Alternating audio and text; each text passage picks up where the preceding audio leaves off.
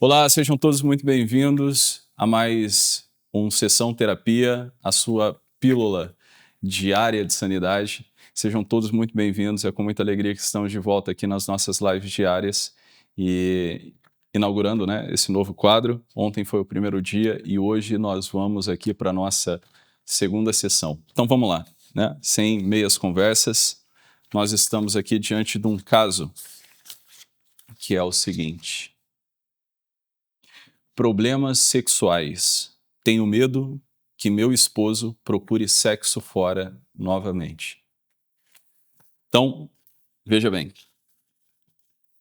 Quem me escreve é uma mulher,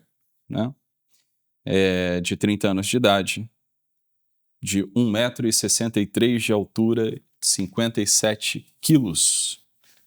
Muito bem. Ensino superior completo. Profissão: assistente financeira, estado civil casada, religião cristã protestante, mora com marido. Faz algum tratamento de saúde? Não, não faz nenhum tratamento de saúde, beleza? E, portanto, não toma nenhum medicamento. Resuma em 5 linhas a sua infância. Vamos ver o que essa mulher me escreveu, Vamos lá. Ela diz o seguinte: fui uma criança que deu bastante trabalho, mas meus pais sempre foram muito firmes e me educaram muito bem. Minha mãe sempre trabalhou para nos sustentar, enquanto meu pai era mais preguiçoso mesmo. Eita! Então aqui nós já temos, uma questão, Como assim uma questão? Vamos lá, pessoal. Tudo bem, nós estamos aqui na nossa sessão de terapia, Então aqui, digamos assim, vale tudo, a terapia é um lugar onde você pode expor aqui as suas demandas sem nenhum tipo de pré-julgamento, sem ficar preocupado, porque não é a função de quem orienta outra pessoa julgá-la superficialmente ou colocar ali na frente dessas demandas de um paciente, no caso que aqui não é um paciente, mas colocar na frente de um paciente ali a sua concepção de mundo, os seus preconceitos, etc. e tudo mais, tá? Mas aqui tem uma questão que eu já gostaria de pontuar, que é o seguinte, tá? Eu falei disso várias vezes no passado sobre essa questão de relacionamento amoroso. E o que acontece, galera? Acontece o seguinte, olha. Talvez isso tenha acontecido também dentro da sua casa, tá? Não nesse mesmo cenário, não com essas mesmas características, mas você vai perceber que todas as vezes em que um homem ele não mostra, digamos assim, uma firmeza moral, na sua conduta diária, isso daqui ativa na mulher uma série de inseguranças, tá bem? Então, o homem é chamado, um homem que quer gerenciar bem o seu relacionamento, a sua vida pessoal, a sua família, ele é chamado a ter uma consistência, uma solidez moral.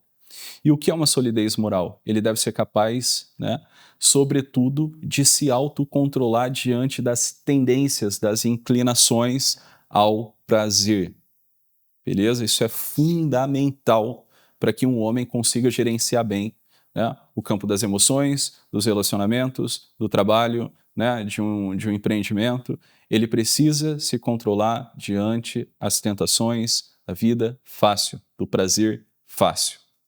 Beleza? Por quê? Porque senão, essa pessoa, obviamente, ela vai ficar escrava. Tá?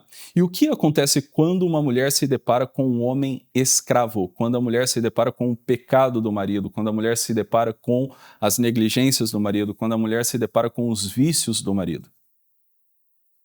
Se ela ama esse marido, se ela gosta desse cara, a tendência dessa mulher é se tornar um pouco mãe e confundir os papéis. Beleza? Confundir os papéis.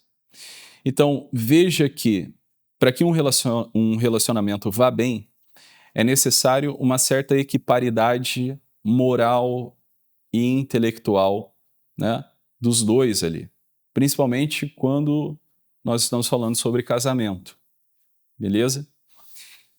Então, se eu tenho um homem, né, que aqui, veja, não digo que o pai seja isso mesmo, mas essa é a leitura. Vamos dar um nome aqui, né, para essa mulher que me escreve, vamos chamar ela de Joana, beleza? Então a Joana me escreve dizendo que o pai era muito preguiçoso e que a mãe sempre trabalhou, né, para sustentar a família. Então veja, todas as vezes que uma mulher se depara com as inclinações, as más inclinações de um homem, isso ativa nela uma série de inseguranças e a tendência de qualquer pessoa, tá? Só que para a mulher isso daqui aparece de uma forma muito mais acentuada. A tendência para qualquer pessoa, né, que se sinta insegura é qual? Controle. Todas as pessoas que se sentem inseguras, elas criam mecanismos de defesa psíquica de controle do ambiente, da situação, do outro, etc. Então, por exemplo, se você pegar, né, o que é a ansiedade? Né? O que é a ansiedade? A ansiedade é uma manifestação decorrente do medo. A ansiedade é uma situação decorrente do medo. Qual é a conduta mais recorrente de uma pessoa que tem ansiedade? É a necessidade de controle, não é isso? Por quê? Porque ela se sente insegura, ela se sente amedrontada. E todas as vezes que uma mulher se sente amedrontada, e isso aparece de forma muito mais acentuada na mulher do que no homem, né? Dada, né, aqui a condição biológica de homem e de mulher. Porque veja, o homem, né, não é que o homem não sente medo das coisas, o homem sente medo das coisas, né? O homem sente medo das coisas. Mas, veja, uma mulher ameaça um homem, uma mulher aparece como algo ameaçador para um homem, digo, no sentido de integridade física. Não, não é isso? Então, por exemplo, vou dar o seguinte exemplo aqui. Se eu estou aqui para pegar o elevador, tá certo? E tem 5 mulheres dentro do elevador. O elevador, ele tem uma capacidade máxima, sei lá, para 7 pessoas. Tem 5 mulheres dentro do elevador. Eu não vou hesitar em entrar nesse elevador. Tá claro? Por que eu não vou hesitar? Porque eu preciso descer, né? E eu estou vendo aqui 5 mulheres, e essas mulheres, elas não aparecem para mim como uma ameaça à minha integridade física. Tá claro? Agora, por exemplo, se eu colocar 5 homens dentro de um elevador, né? Dependendo, né, do porte físico, dependendo, né, de quem são esses homens. Mas geralmente, né, se eu coloco 5 homens dentro de um elevador e a mulher está aqui esperando o elevador no segundo andar para descer para o subsolo, ela não entra no elevador. Por quê? Porque o homem aparece para a mulher, a princípio, como uma ameaça, dada a diferença de porte físico, de força. Isso é um dado biológico, pessoal. Tá claro? Então, é óbvio também que você se sente muito mais segura na vida quando você tem um homem bom moral do teu lado. Um bom pai. Um pai justo. Um pai forte. Um pai corajoso. Um pai bom. Beleza? Ou um marido. Um bom marido. Um homem justo, corajoso, bom e que te ame. Que te garanta. Tá? Toda mulher vai se sentir mais segura diante de um homem bom. Mais segura para a vida, né? No mundo. Toda mulher vai se sentir mais insegura do que já é diante de um homem mau, imoral, mau caráter, canalha. Tá compreendendo?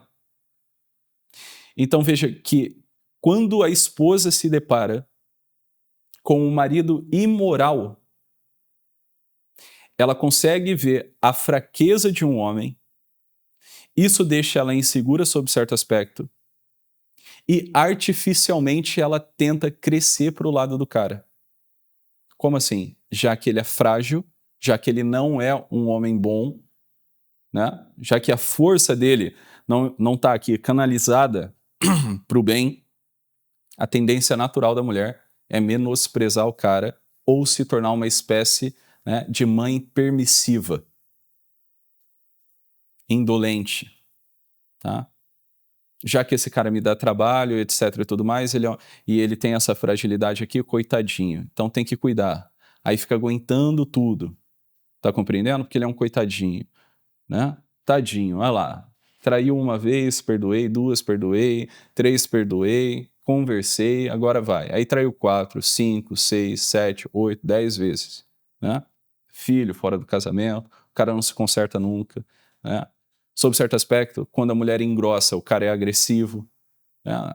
A coisa já deve, né, até ter chegado nas vias de fato, agressão física.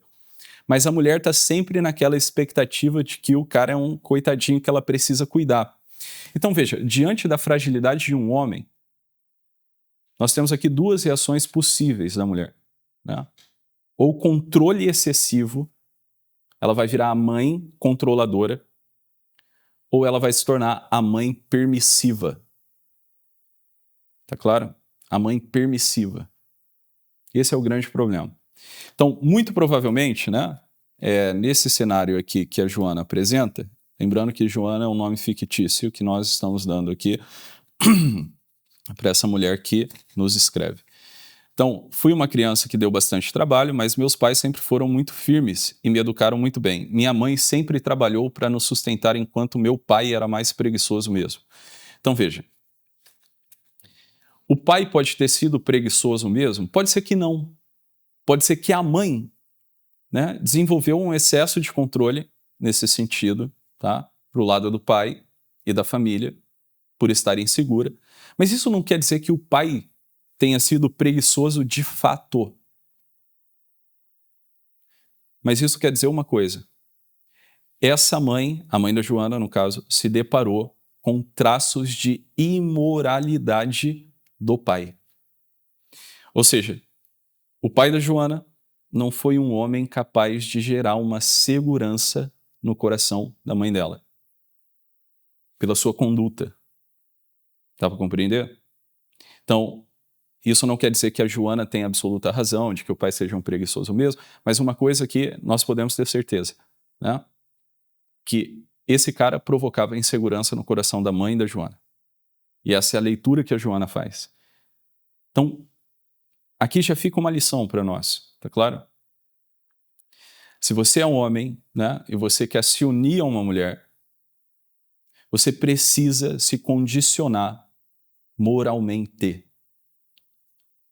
Você precisa se impor um condicionamento moral para que você não seja um homem fraco. E o que é um homem fraco? Um homem fraco é um homem imoral, um homem que é levado, né, pelas suas más tendências, pelas suas más inclinações, escravo do prazer, né, escravo do conforto, inseguro, né? Então você pega aqui um homem imoral, né, o relacionamento vira um inferno. Vira um inferno, primeiro, né, para a mulher, para a esposa, e por consequência vira um inferno para o cara, não é isso? Por quê? Porque agora você vai ter uma pessoa te pressionando, tá certo? E com razão, tá? E com razão. Sob certo aspecto, com razão, tá bem? Porque deveria ser melhor, né? Deveria ser melhor, deveria ser um homem, né, com uma envergadura moral mais aparente, tá certo? É isso mesmo. Então, beleza. E aí ela continua aqui, ó. Resuma em até 10 linhas o problema que você gostaria de resolver. Então, a queixa, digamos assim, da Joana é a seguinte: tenho vaginismo, estou casada há 3 anos e estou em tratamento. Me frustra muito não poder dar ao meu esposo o sexo tradicional, já que o nosso namoro foi puro. Recentemente fui traída, ele se arrependeu e seguimos juntos. Mas ver que o tratamento demora me deixa muito frustrada, até mesmo com Deus, já que eu me guardei, entre aspas, por temor a Deus. Enquanto isso, ainda tenho medo que meu esposo procure sexo fora novamente, mesmo ele tendo prometido nunca mais o fazer, além da masturbação que ele já confessou praticar e está lutando contra isso.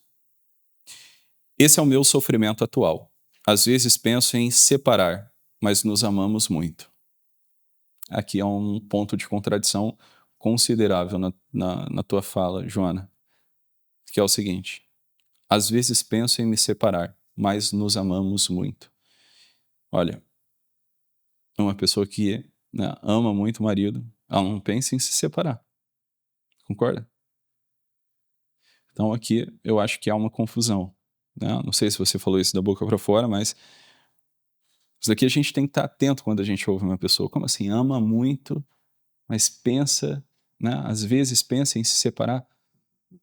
Tá compreendendo? Sigo em tratamento, porém triste e às vezes revoltada. Beleza? Esse é o nosso caso de hoje. Então vamos pegar aqui, né?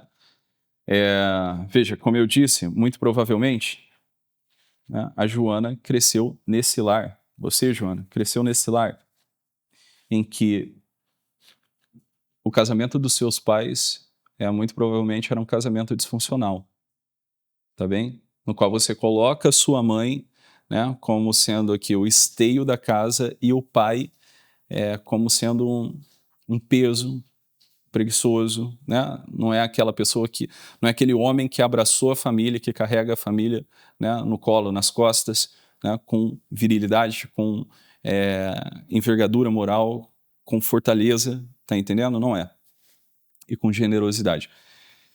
Então, muito provavelmente, né, a tua visão a respeito de relacionamento, de homem, etc., né, a tua insegurança diante das reclamações da tua mãe, etc., foram crescendo, crescendo, crescendo, crescendo a respeito de homem. E talvez você tenha ouvido, né? Que mulher tem que ser assim assado, senão o homem não sei o quê. Ou por outro lado, né? Uma pessoa que cresceu diante de um casamento, viu ali no casamento dos pais um casamento disfuncional, das duas uma, prestem atenção, ou ela vai repetir o padrão da mãe, no caso se for uma mulher, ou ela vai ter uma grande expectativa de encontrar um marido que é, né, o exato oposto do pai. Esses dois tipos de conduta, muito provavelmente, vão levar essa mulher para a frustração. Beleza? Pelo seguinte: por que que a tendência, né, de uma mulher, no caso, que cresceu diante ali do casamento dos pais, né, via que era um casamento disfuncional, etc., por que que a tendência dela é repetir o padrão de comportamento materno? Para pensar. Por quê?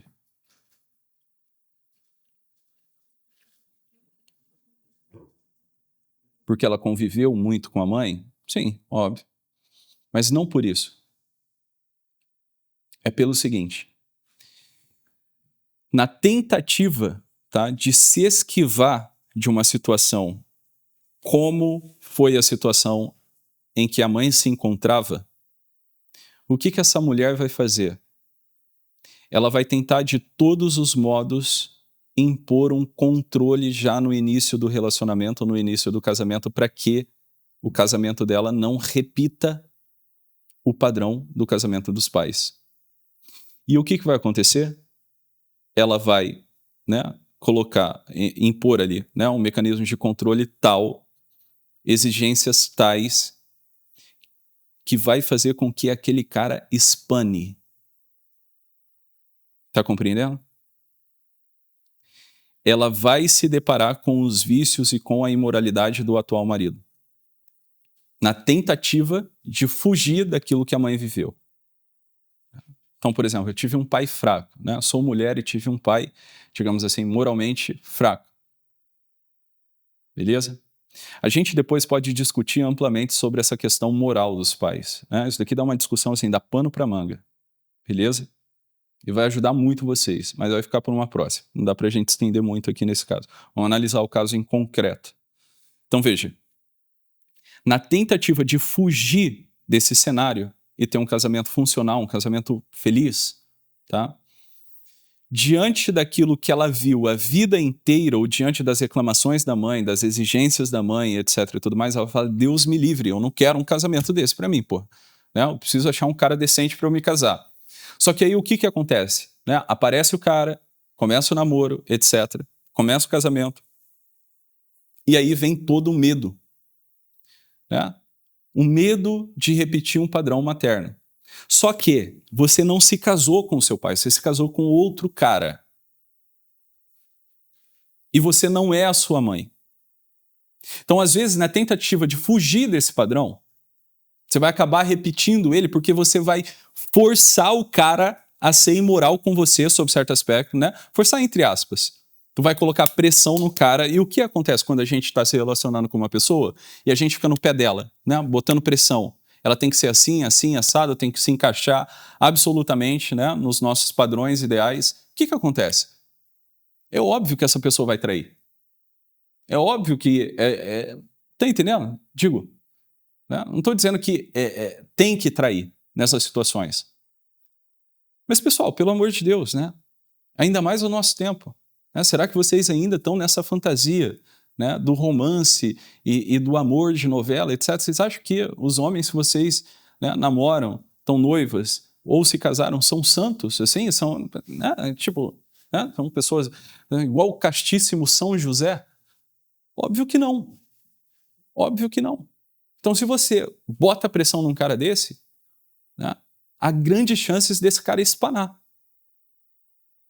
Tá? Então, essa daqui é a primeira via. Tá? O que acontece, e isso daqui vai levar à frustração, beleza? Essa é a primeira causa de frustração. A segunda causa de frustração é a seguinte: você tem uma expectativa gigantesca, né, de que o teu namorado, teu futuro marido ou né, teu atual marido seja um cara muito diferente do teu pai, tá? E que você tem um casamento muito, mas muito diferente do casamento dos teus pais. Beleza?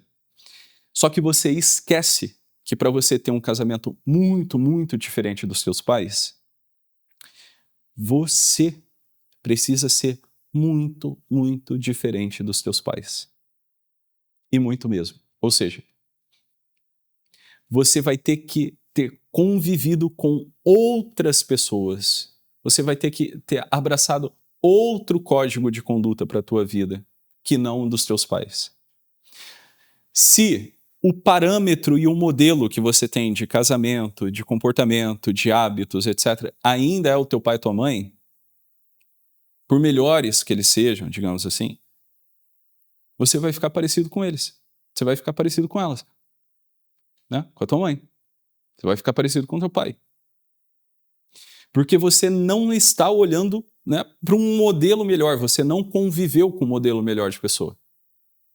Então você quer ter um casamento muito diferente do casamento dos teus pais, uma família muito diferente do que foi, né, a tua família de origem. Só que o que acontece? Você é muito parecida com a tua mãe. Sacou? E aí, veja, você vai se colocar nessa posição passiva, achando que você é muito diferente da tua mãe, mas, né, digamos assim, a tua mentalidade é toda formada ali pelo convívio, né? Você herdou, sob certo aspecto, os vícios da sua mãe, beleza? O jeito de pensar da tua mãe, os medos da sua mãe, né? Você não se livrou disso. Digo, você não cortou o cordãozinho umbilical, né, da tua família de origem. E para você ter um bom casamento, cara, um bom casamento, tá?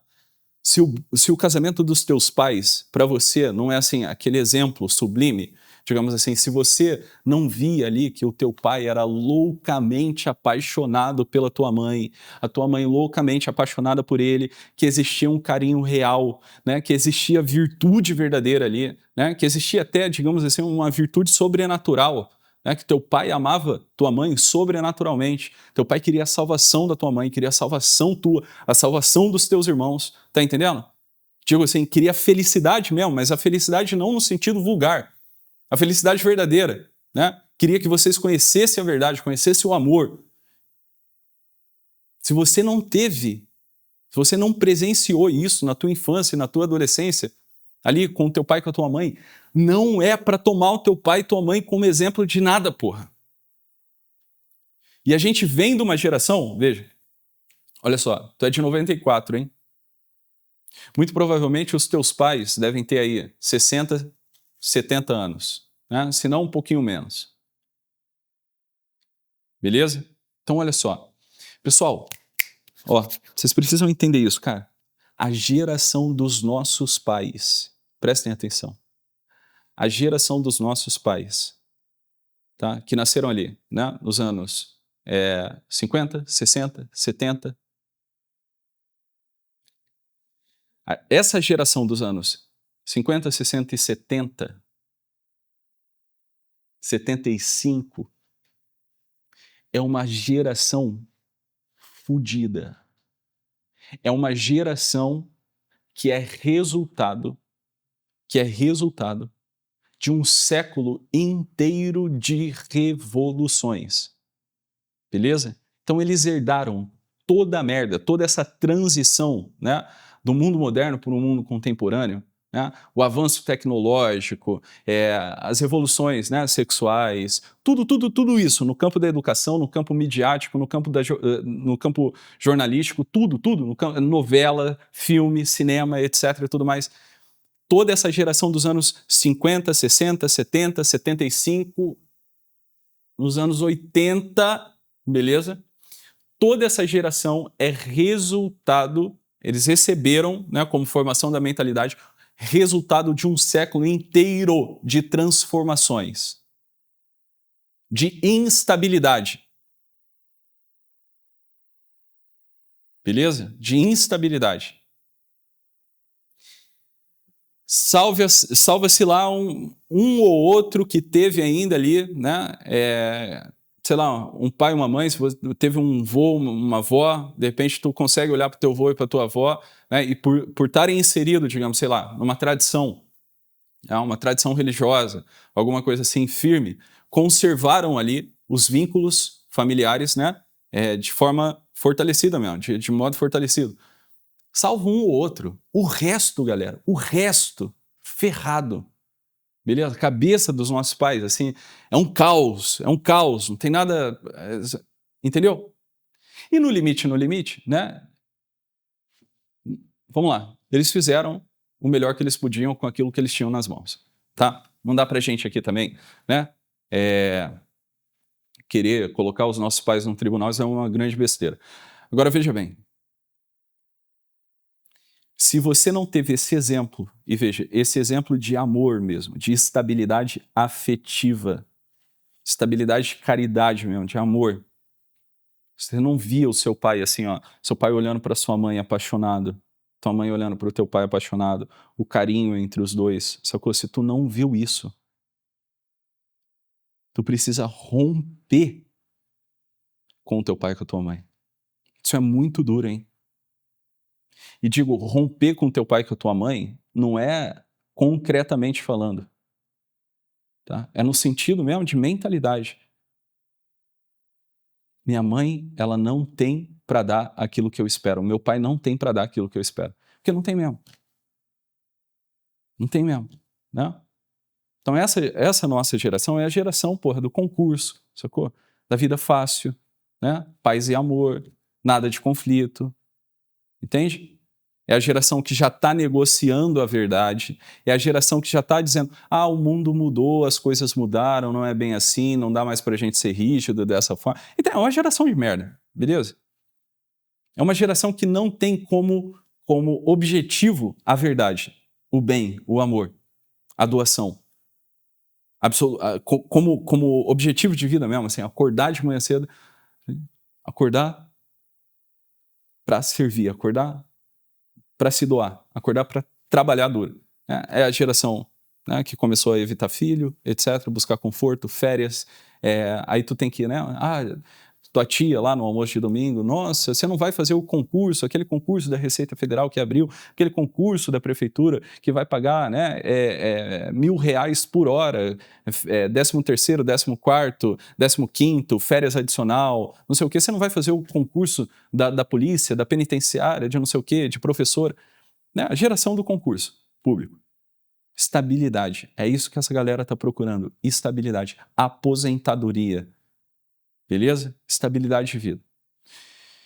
Aí eu te pergunto, né? Como é que você vai conservar a mentalidade, né, que foi formada ali na infância e na adolescência, que é uma mentalidade frágil? Como é que você vai viver, tá entendendo? Com essa mesma cabeça, buscando segurança. Buscar segurança para a vida vai te destruir. Tu precisa botar isso na cabeça. Entendeu, João? Enquanto você estiver olhando para o mundo e querendo um lugar seguro, tá? Essa segurança, um lugar onde você possa reclinar a tua cabeça e tal, tu vai se dar mal pra cacete, tá? Porque você está repetindo um padrão de uma geração que é resultado de uma série de transformações sociais, políticas, culturais, intelectuais, etc. Beleza? Então, toda a nossa geração aqui, né, o pessoal que nasceu, né, em 85, 90, anos 2000, etc., a gente está... Eu quero convidar você a romper com os teus pais, mentalmente falando, né, no sentido de cosmovisão mesmo. A não ser que você tenha ali um exemplo de virtude, um exemplo de santidade mesmo, de um pai ou uma mãe que verdadeiramente ama. Aí beleza, aí tu não tem que romper porcaria nenhuma, tem que ficar perto deles, né, e aprender com teu pai e com a tua mãe como é que se ama, como é que se vive a vida. Do contrário, esquece pai e mãe. Tá entendendo? Porque isso vai fazer um mal para você. Vai fazer um mal para tua vida dois. Então veja, eu disse aqui, né, que muito provavelmente quem cresceu nesse cenário, né, se você é mulher e cresceu ali vendo um casamento disfuncional dos teus pais, ou você vai repetir o padrão da tua mãe, beleza? Não porque você quer repetir, mas porque você não quer repetir. Ou você vai se frustrar achando que você pode ficar né, passiva, né, num modus operandi assim, passivo, que esse cara é o príncipe encantado e ele nunca, jamais que ele vai ser parecido com teu pai. Em nada. Tá entendendo? Ele nunca vai te frustrar. Ele nunca vai te deixar um pinguinho, né, de tristeza na vida. Não, não, não. Aí o que que acontece? Tu fica no modo passivo, esperando que ele seja absolutamente diferente do teu pai. E aí, quando ele pisa um pouquinho fora da linha, vem o quê? Um gatilhozinho. Tá entendendo? Então veja. Olha só. Romper com a família de origem, né? E entender que nesse sentido, se o teu pai e tua mãe não teve um bom casamento mesmo, né? Um bom casamento mesmo. Você precisa romper com eles, mentalmente, tá? E não esperar nada, zero expectativa. Aí, uma das dores, tá, da Joana é o diagnóstico de vaginismo. Então, ela está casada há 3 anos e está em tratamento de vaginismo. Me frustro por não poder dar ao meu marido o sexo tradicional, já que o nosso namoro foi puro.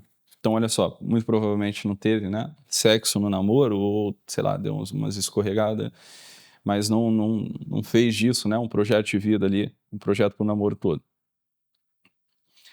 E recentemente foi traída, ele se arrependeu e seguimos juntos. Então, olha, tu tem um diagnóstico, tá? E tu tem um problema de ordem orgânica, beleza? Tu tem um diagnóstico de vaginismo. E é isso mesmo, parabéns, né? Procurou o médico, procurou o tratamento. E é necessário procurar um bom médico, tá? Um bom médico. Eu vou até pedir para os meus alunos aqui, né, que de repente, não, bastante aluno, de repente tem algum gineco aqui, alguma gineco que trata, né, vaginismo, beleza? ou algum endócrino que pode fazer uma, né, investigação, o pessoal aí da medicina funcional integrativa que de repente, né, tá aí lendo artigo, tá estudando essas coisas a fundo, né, deixa teu arroba aqui no vídeo, né, nos comentários aqui do canal do YouTube, e de repente a Joana assiste e de repente procura por uma opinião médica mais detalhada. Então, assim, tem tratamento, tá? Tem prognóstico, beleza? Mas tem que procurar um bom médico. E o que é um bom médico? Um bom médico é aquele que vai investigar as causas desse fenômeno, desse sintoma, beleza?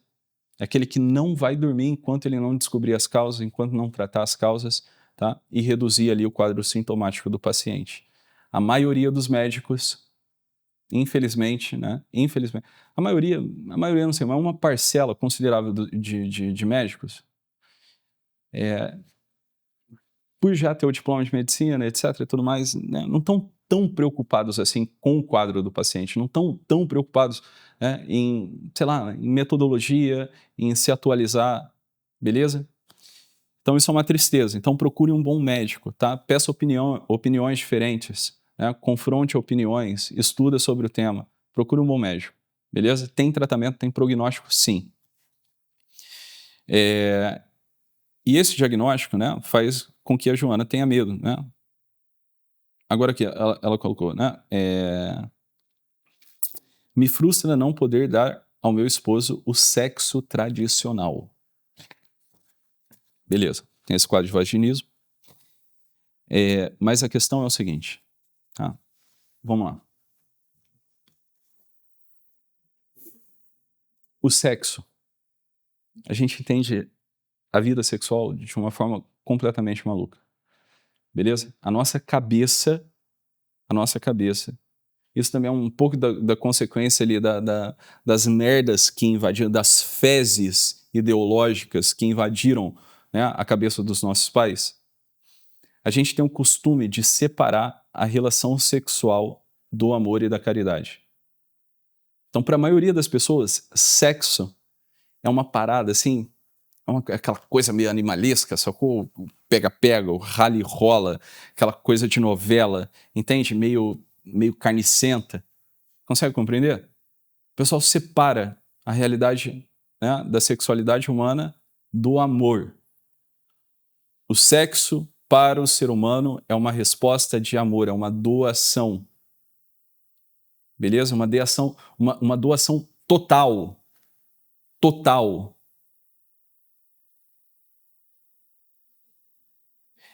É a ponta do iceberg. Tá entendendo? Ali, quando um homem e uma mulher, né, se encontram no leito nupcial, aquilo ali deve ser um símbolo de uma doação total. Uma entrega total. E outra coisa, né, vocês sabiam que não é natural, na ausência da tua esposa, prestem atenção, isso daqui, né, conforme diz o ditado, o velho deitado, isso daqui é de cair o cu da bunda, né? Vocês vão cair para trás. Não é normal um homem ou uma mulher pensar em sexo na ausência física da sua esposa ou do seu marido. Não é normal. Tá compreendendo? Por que não é normal? Não é normal você pensar em sexo nem com a sua esposa e nem com o seu marido, quando ele ou ela não está na sua frente, pronto para realizar o ato sexual. Não é normal. Por que não é normal? Você acha que é normal, por exemplo, estar aqui trabalhando, né? E aí, tu ficar pensando em sexo, mesmo que seja com a sua esposa ou com o seu marido? Não é normal. Tiago, mas é meu marido, é minha esposa, eu tenho direito. Tá, só que esse direito ele não é irrestrito. Veja, a realidade sexual, pessoal, A realidade da sexualidade, ela é para ser vivida de forma integral. Então veja que quando você pensa em sexo, automaticamente o teu corpo responde a uma alteração cerebral, a uma alteração do teu sistema nervoso que te impele para a ação. Se a tua esposa não está na sua frente, se o teu marido não está na sua frente, pronto para realizar o ato sexual, você não deve pensar em ato sexual, nem com ele nem com ela. Tá entendendo? Não é normal. E não é normal o sexo se tornar a realidade, né, do exercício da sexualidade humana, se tornar uma necessidade vital. O sexo para o ser humano, ele não possui, digamos assim, necessidade vital. Não tem necessidade, nada. Né? Qual a necessidade da vida? Nenhuma. Né? Então veja, a vida é um dom. A vida não é necessária. A vida é um presente. Então aqui, no caso, né, vocês vão ter que crescer na capacidade de amar. Se não dá para ter o ato sexual integralmente, nós somos convidados, já que vocês aqui, né, tu colocou que o namoro foi um namoro puro. Vocês precisam aprender a amar. Vocês precisam aprender a ter carinho um pelo outro. Beleza? E isso daqui tem que estar para muito além do exercício da sexualidade. Tá certo? Então, recentemente, né, teve esse episódio da traição e o tratamento demora e, sob certo aspecto, você está frustrada. Frustrada com Deus, né, já que se guardou no namoro, etc. A questão é o seguinte. Tem outro ponto aqui que eu preciso, né, abrir os olhos de vocês. Qualquer pessoa séria que estude um pouco, né, do que é a psicologia humana vai se deparar com uma disciplina chamada metafísica. Metafísica. O que a metafísica investiga? O que a antropologia filosófica, no caso que é a metafísica aplicada à investigação da alma humana, o que a antropologia filosófica investiga? O ser humano, né, de forma integral. Então veja bem, todo terapeuta, prestem atenção, todo terapeuta que na sua investigação, que na sua anamnese, que no seu raciocínio clínico não considere um fator na vida do paciente chamado providência, a ação real de Deus no mundo. Todo e qualquer terapeuta, psiquiatra, e veja que isso daqui, o terapeuta, o psiquiatra, o psicólogo, ele não precisa falar. Isso não é uma coisa do terapeuta comunicar ao paciente, mas todo terapeuta que não considere o elemento da providência divina na vida do paciente, por mais que esse terapeuta venha professar a fé, por mais que esse terapeuta, né, tenha religião, se ele não considera a ação de Deus, o ser, se ele não considera a ação do ser, a ação de Deus, da providência de Deus no mundo real, e o mundo real, Joana, é o mundo dos fatos. Se ele não considera isso, o raciocínio clínico dele é débil. E ele tem grandes chances de fazer o mal, né? De fazer um mal, um tratamento débil, por consequência, na vida do paciente. Porque ele não está considerando aquilo que estrutura a realidade. Então, veja, no caso aqui, né? Deixa eu ver se a Joana colocou aqui a religião. Cristã protestante.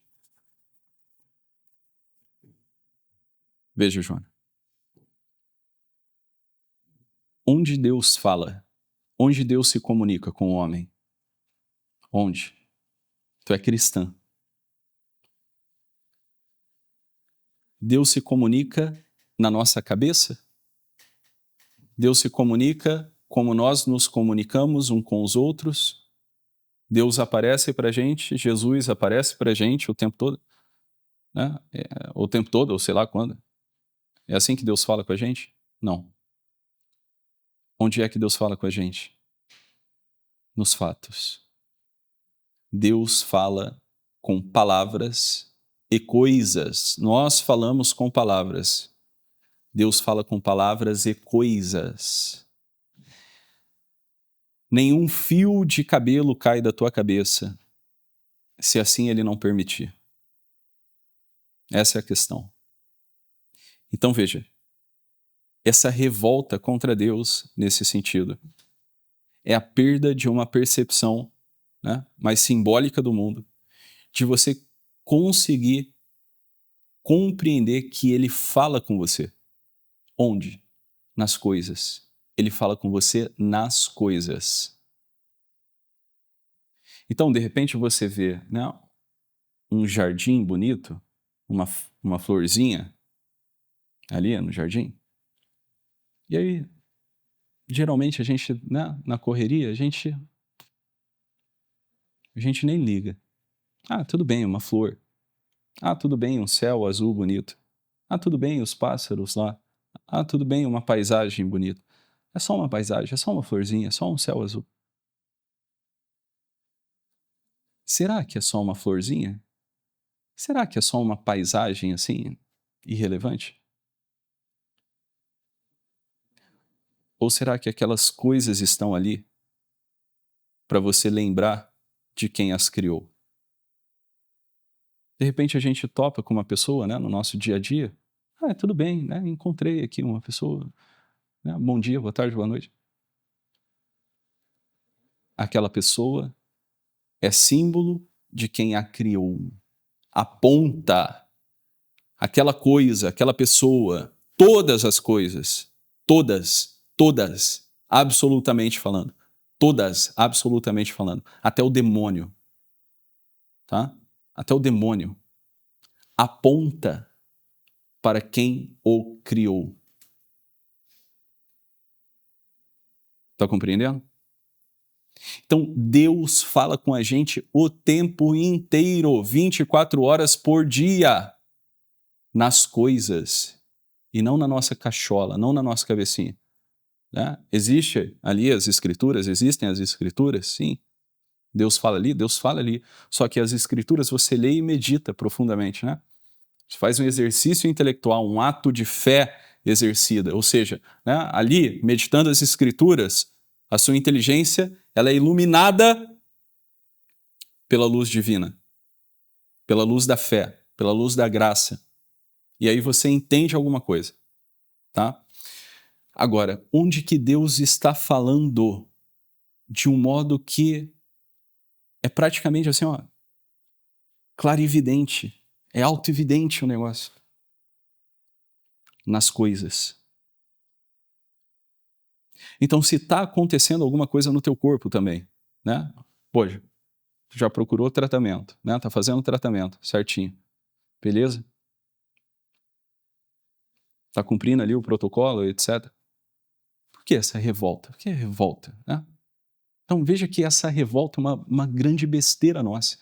Essa revolta é não aceitar a realidade, é querer fazer com que a realidade se dobre às nossas expectativas, né? Ou aquilo que a gente acha que é o melhor para nós.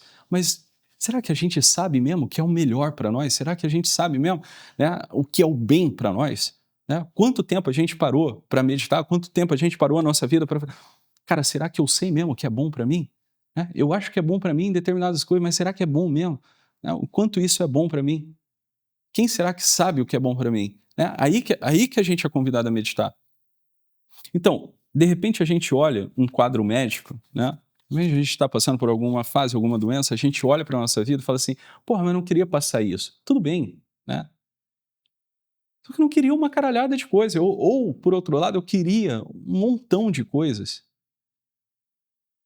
Só que assim, quem disse que essas coisas que eu quero vão fazer bem para mim? Hã? Quem disse que essas coisas que eu quero vão fazer bem para mim? Esse aqui é o ponto. Né? E o que é a revolta? A revolta é isso mesmo, eu não aceito isso. Eu não mereço. Tá certo? Eu não mereço isso. Mas como assim não merece? Né? Não é uma questão de merecimento também? Tá compreendendo? Não é uma questão de merecimento. Então, já que eu me guardei para Deus, né? Já que eu me guardei por temor a Deus, como agora eu tenho esse problema? Tá entendendo? Agora veja, né? Esse aparente quadro de vaginismo pode ser é, uma psicossomatização? Pode ser um quadro psicossomático? Pode ser. Não estou dizendo que é. Eu estou dizendo que pode ser um quadro psicossomático. Tá? Ou seja, né? Uma série de questões interiores, de angústias, de tensões, etc. Beleza? Então veja, né? Você cresceu num lar, né, protestante, eu não sei aqui qual a frequência, né, e a assiduidade com a qual você pratica a religião também, né, ou qual é a igreja que você frequenta, mas de repente o sexo pode ter sido apresentado para você como uma realidade pecaminosa, mesmo o sexo conjugal, tá? Não sei, eu tô aqui, né, falando sobre possibilidades, isso pode ser uma possibilidade, concorda? Eu já atendi várias pessoas que olhavam para a realidade sexual assim com repulsa, né? Como se fosse algo errado, mesmo já no casamento.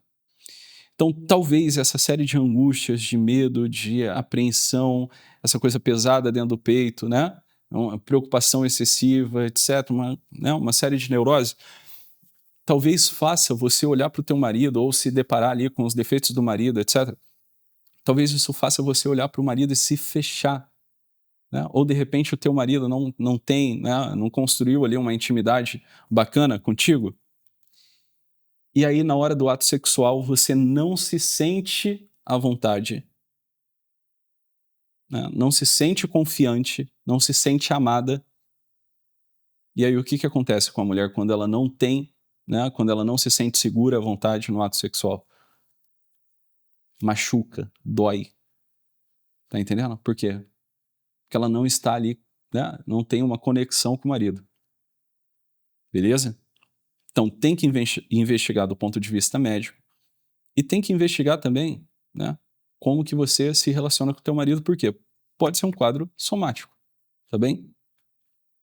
Então ela diz, continua aqui, enquanto isso, ainda não tenho medo do meu esposo, ainda tenho medo que meu esposo procure sexo fora novamente, mesmo ele tendo prometido nunca mais o fazer, além da masturbação que ele já confessou praticar e está lutando contra isso. Então, veja, olha só.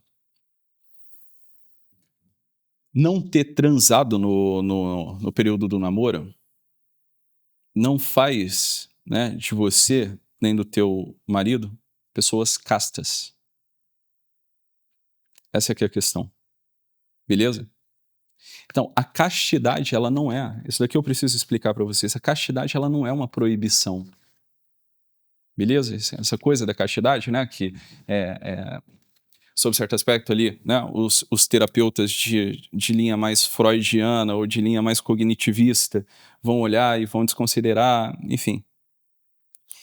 Essa coisa, não vai reprimir a sexualidade, que não sei o quê, reprimir a sexualidade não pode, isso daqui sempre causa neurose, não sei o quê, explodir de sintoma. Não é assim, a castidade, ela é um outro nome para o amor. Ela é um outro nome para o amor. Tá compreendendo? Então veja, tu tem um quadro médico. Vocês, de repente, né, se guardaram aí para o casamento. Mas vocês precisam aprender a amar. Tá compreendendo? se você quer ter um bom casamento, você e seu marido precisam aprender a amar. E não há amor maior do que aquele que dá a vida, né, pelo teu irmão. Como assim dá a vida? Para aquele que se doa. Mesmo quando a vida não corre, né, dentro ali, seguindo o script que a gente montou. Aqui está o amor. Hã? O amor está, sobretudo, aqui. Quando a coisa fugiu do script, do teu roteiro, e ainda assim, né, não podendo usufruir, não podendo mais ali ter né, a recompensa do prazer, o conforto material, o prazer material, você começa a ter um olhar benevolente para o teu marido, para a tua esposa, para o teu filho, para o teu irmão, né, para um amigo. Aqui está o amor. Amor que não é provado não é amor. Né? Como é que o poeta diz? Que amor é fogo que arde, né? É ferida que dói e não se sente. É ferida que dói e não se sente. É um contentamento descontente. É essa briga, né, entre a carne e o espírito. Tá entendendo? Então aqui está o amor. De repente vocês não podem ali ter relação sexual por enquanto, né, da maneira que vocês gostariam, né, por conta desse quadro médico, que precisa de investigação, tem prognóstico, tem que ir atrás, tem que se tratar mesmo. Né?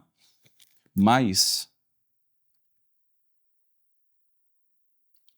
isso daqui é um impedimento para a ação do corpo,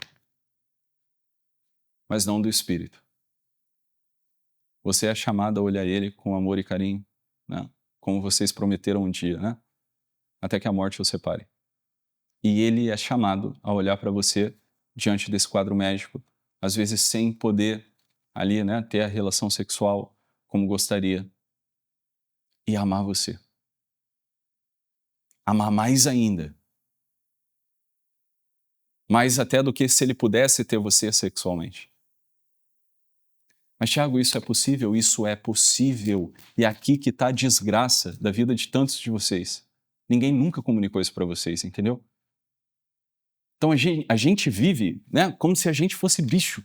Né? Essa é a tristeza, né, do comportamento de muitas pessoas hoje em dia. A gente vive como se fosse bicho, quer dizer, se não tem sexo, se a gente não pode fazer aquele sexo gostoso, ter aquela relação sexual gostosa, se eu não posso me realizar sexualmente, a vida não faz sentido. O que é isso, galera? O que é isso, porra? Não, não é por aí não. Não é por aí não. Tá entendendo? Vocês precisam ser fecundos. Né? A gente é chamado a ser fecundo, pessoal. Fecundo onde? Na nossa capacidade de gerar vida. E que vida é essa? Não é só a vida biológica. É a vida, a esperança no coração das outras pessoas, tá entendendo? Então, veja, né, ela diz, esse é meu sofrimento atual, às vezes penso em me separar, mas nos amamos muito. Sigo em tratamento, porém triste e às vezes revoltado. Agora está na hora, João. Presta atenção. Está na hora de transformar essa revolta, essa tristeza em abertura. Né? De você entender que tudo possui uma razão de ser. E aqui está o drama e a dificuldade de muitos terapeutas hoje em dia. Né? Terapeutas, padre, pastor, né? Psicólogo, psiquiatra. Por esse fechamento, né? Essa falta de percepção simbólica. Não conseguir ver um horizonte, né? E encontrar em cada situação da vida um beco sem saída. Não é isso? Não é mais capaz de contemplar um horizonte, só consegue enxergar beco sem saída, beco sem saída, beco sem saída. Então, quer dizer, se eu tenho um quadro de vaginismo, se eu não posso aqui, né, me doar ao meu marido da forma que eu gostaria, se eu não posso, né, ter a minha esposa da maneira que eu gostaria, então, quer dizer, a minha vida é infeliz, né, eu estou revoltado, eu estou triste, eu penso em me separar, etc. Não! Por que não? Porque em tudo há um sentido, há uma razão de ser. Nada acontece na nossa vida por acaso. Nada. Está compreendendo? Agora, como eu falei, se eu tenho um quadro médico, existe uma solução para isso, que é o tratamento. Mas isso nada tem a ver com eu adoecer do ponto de vista mental, né? Com essa revolta. Ah, porque eu queria, porque eu queria, porque eu queria, porque eu queria de outro jeito. Isso aí. Vocês conseguem compreender, pessoal? Como isso é ridículo? Né? Então, por exemplo, bati meu carro. Ai, meu Deus do céu, porque eu queria, porque eu queria, porque isso, para que isso na minha vida, porque Deus permite isso, eu estou revoltado. Ora, o fato está dado. Se você revoltado ou não revoltado, feliz ou triste, a coisa está aí.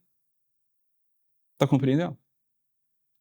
O que a gente pensa a respeito das coisas, né? Sob certo aspecto, eu entendo tua dor. Né? Sob certo aspecto, mas sob certo aspecto, não também. Porque não dá para entender. Né? Sob certo aspecto, dá para entender. Sob certo aspecto, não dá para entender. Por quê? Porque você é uma pessoa.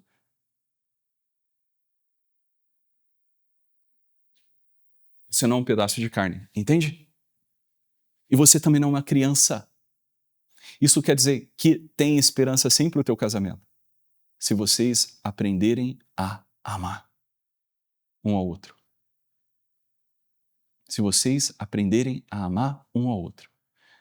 Então vocês se guardaram na época do namoro, mas isso não quer dizer que vocês sejam castos. A castidade é outro nome para o amor. A castidade é amar sem receber nada em troca, sem prazer. Isso é o amor verdadeiro. O amor de um pai por um filho, o amor de uma mãe por um filho, o amor de um irmão para outro, é um amor casto. Porque você não tem relação sexual com a tua mãe, com o teu pai, com o teu irmão, com a tua irmã. Tá entendendo? É um amor casto.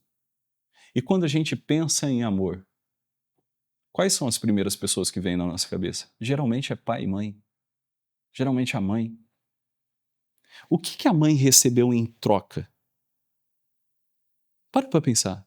O que a nossa mãe recebeu em troca de nos parir, de nos dar a vida, de cuidar da gente? Nada. Por que quando a gente pensa em amor verdadeiro, amor de sacrifício, amor total, vem a figura da mãe, vem a lembrança da mãe? Porque amor é doação total. Agora, você precisa amar o teu marido não como uma mãe ama um filho. Não é isso? Tu precisa amar o teu marido como uma esposa ama o marido.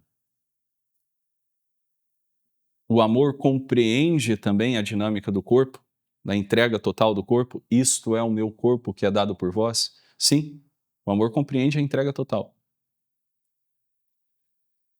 Mas nós não somos só corpo. Se por algum motivo você ou ele, né, estão privados, digamos assim, do ato sexual, isso não quer dizer que isso precisa gerar um afastamento entre vocês. Ao contrário, isso daqui precisa uni-los. Porque agora chegou a hora do teu marido amar você verdadeiramente. Agora chegou a hora de você amar ele verdadeiramente. Tá compreendendo a diferença? Essa é a diferença entre um ser humano e um bicho. Essa é a diferença entre um ser humano adulto e uma criança mimada. E é possível, Joana. Tá compreendendo? É possível, é possível, é possível. É possível. É possível. Então veja, né? Não desanime. Esse é o ponto aqui. Não desanimar. Abandonar essa coisa dessa revolta, né? Essa tristeza, essa, né? Autoestima baixa, etc. Começa a se cuidar da saúde. Né? Levanta cedo, exercício físico, comer direito. Tá entendendo? Servir o teu marido te servir. Tá entendendo? Aumentar os atos de carinho, de afeto um pelo outro. Sem essas barreiras, né? Sem essas barreiras das falsas expectativas, sem essas falsas necessidades também. Está compreendendo? É possível amar. E mesmo num casamento, o amor só é possível na castidade. Na castidade. Para qualquer casal, para qualquer pessoa que queira amar, só há amor verdadeiro, amor verdadeiro. Amor que sacia. Amor verdadeiro que penetra o coração. Quando esse amor é casto. Porque o amor só é total, fiel e fecundo. Só gera vida verdadeira. Só há fidelidade verdadeira. Só há penetração verdadeira no que existe de mais profundo em nós, quando esse amor é casto, desinteressado. Então chegou a hora de amar, aprender a amar teu marido e teu marido aprender a te amar também, independentemente de diagnóstico médico. Se vocês ainda não estão inscritos na nossa lista de espera do grande projeto do IBPC Academy, que vai acontecer nos dias 7, 8 e 9 de janeiro, clica no link que está aqui na descrição do vídeo, se inscreva e eu vejo vocês amanhã na nossa próxima sessão.